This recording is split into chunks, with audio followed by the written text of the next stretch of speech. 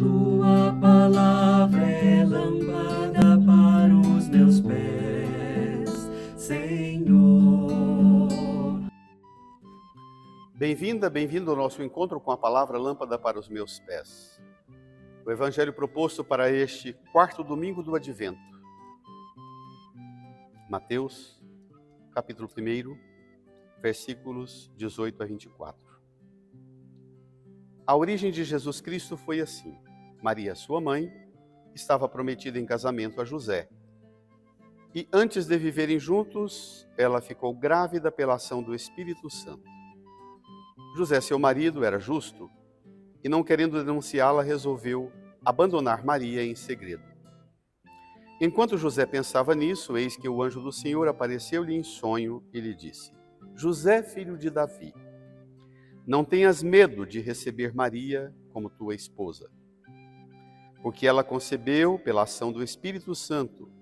Ela dará à luz um filho, e tu lhe darás o nome de Jesus, pois ele vai salvar o seu povo dos seus pecados. Tudo isso aconteceu para se cumprir o que o Senhor havia dito pelo profeta. Eis que a virgem conceberá e dará à luz um filho. Ele será chamado pelo nome de Emanuel, que significa Deus está conosco. Quando acordou, José fez conforme o anjo do Senhor havia mandado e aceitou sua esposa. Assim vamos chegando mais próximos da poética, da profecia, da força da esperança mais eloquente que todo o Antigo Testamento cunhou, desenhou e esperou.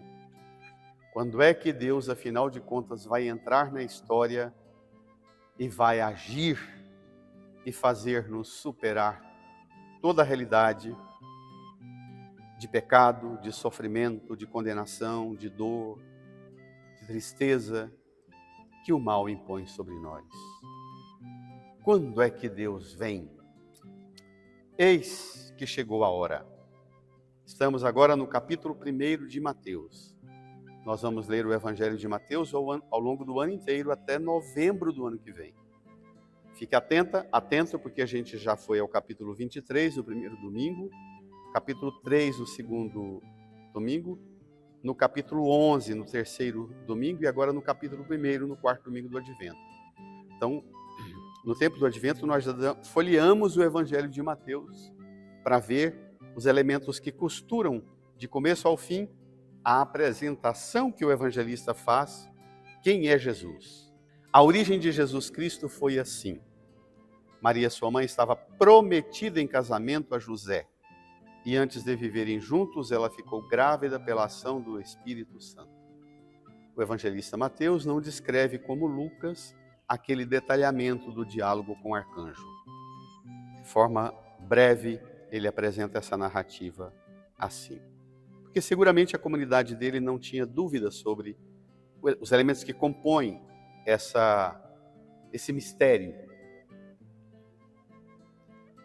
E apresenta a dificuldade de acolher o mistério. José, no versículo 19, seu marido era justo. Justo é um dos títulos maravilhosos que São José recebe. O justo.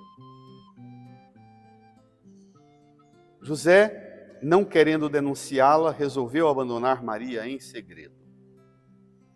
Duas alternativas: denunciar para eliminar ou abandonar para se eliminar. Olha a diferença. Se ele denunciasse, Maria seria eliminada, condenada à morte a pedradas. Se ele abandonasse, ele confessaria a culpa e nunca mais poderia voltar. Ele se eliminaria. Deus chama a gente para se eliminar ou para eliminar os outros por quaisquer razões? Não. Deus chama a gente para que, através de Deus, a gente descubra o que a gente tem de mais pleno e viva a plenitude aqui nessa vida, projetados para o eterno.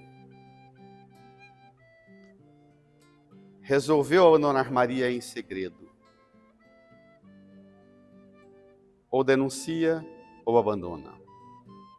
Enquanto José pensava nisso, eis que o anjo do Senhor apareceu-lhe em sonho. As soluções para os problemas que aparecem, as tensões, os conflitos dos problemas, as tensões, os conflitos dos problemas. Não deixe os problemas e suas soluções inquietas que você busca para solucionar os problemas. Não deixe os problemas e suas soluções tirarem de você a capacidade de dormir e sonhar.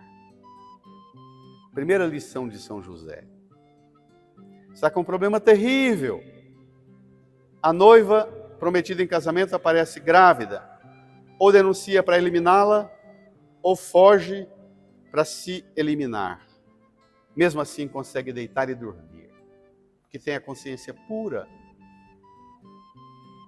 Peça do Senhor a consciência pura para te dar um bom sono e bons e sadios sonhos. A capacidade de sonhar, a graça de escutar Deus ainda que capotado e exausto. Maravilhoso isso. Dormindo na cama. O anjo aparece e diz: José, filho de Davi. Recorda a árvore genealógica, a descendência, seus antepassados, seu pai, sua mãe, seus patriarcas. Quando deitar, se recorde dos seus antepassados, dos seus patriarcas, que já sofreram para dar uma vida a você. Agradeça a Deus por ele. Recorde os seus ancestrais e agradeça, ainda que você não tenha conhecido e convivido com eles. Agradeça. José, filho de Davi. Davi está aqui há 1000 anos antes de José. Nem conheceu. E diz o anjo: não tenhas medo. E continua: de receber Maria como tua esposa, porque ela concebeu pela ação do Espírito Santo. 3 regrinhas de ouro. O primeiro sinal de que Deus é que está falando com você. Quando Deus te fala através do pregador, através da igreja, através do anjo, Deus nunca impõe medo. Quando é Deus que está falando, sempre Deus há de pôr fim ao medo. Tudo que impõe medo não é de Deus, é do mal. Foge, ainda que seja um pregador falando do inferno, do purgatório, da condenação, do juízo. Impõe medo, foge. Pregação que impõe medo, foge. Porque tudo que impõe medo não é de Deus, é das forças e das potências do inferno. Não tenhas medo, o anjo diz isso para Maria. Alegra-te, cheia de graça, não tenha medo, eis que conceberás e darás à luz um filho. Não tenhas medo, o anjo diz isso a José. Não tenhas medo, o anjo vai dizer isso a Maria Madalena no jardim na madrugada de domingo. Não tenhas medo é a mais eloquente expressão da irrupção do reino que chegou. O fim do tempo do medo. Ei, medo, eu não te escuto mais. Você não me leva a nada. Reze assim. O segundo sinal de que Deus te fala: Deus te sustenta, te conduz para a missão e não para fugir da missão. Não tenhas medo de quê? De receber Maria como tua esposa, de ser pai, de cuidar da sua família, de sustentar a família, de assumir o compromisso. O terceiro sinal de que Deus fala com você, quem conduz aquilo que Deus diz a você, não é você, e nem quem te falou, o anjo, mas quem te conduz é o Espírito Santo. Não é nem o pregador, não é nem você mesma, não é nem a igreja, não é nem o anjo, mas é o Espírito Santo. Porque ela concebeu pela ação do Espírito Santo. Rapaz, entre nesse casamento, entre nessa família, isso é coisa do Espírito. Ela dará à luz um filho e tu lhe darás o nome de Jesus. Você não vai nem denunciar e nem fugir, José, mas você vai dar o nome, o descendente seu, filho adotivo, descendente de Davi. E tu lhe darás o nome de Jesus, pois ele vai salvar seu povo dos seus pecados. Esta é a obra dele, salvar, não condenar. Salvar e não condenar. Não tem medo e nem condenação, tem salvação, tem alegria, tem confiança e tem salvação. E tem condução do Espírito. Tudo isso aconteceu para se cumprir o que o Senhor havia dito pelo profeta. Eis que a virgem conceberá e dará à luz um filho.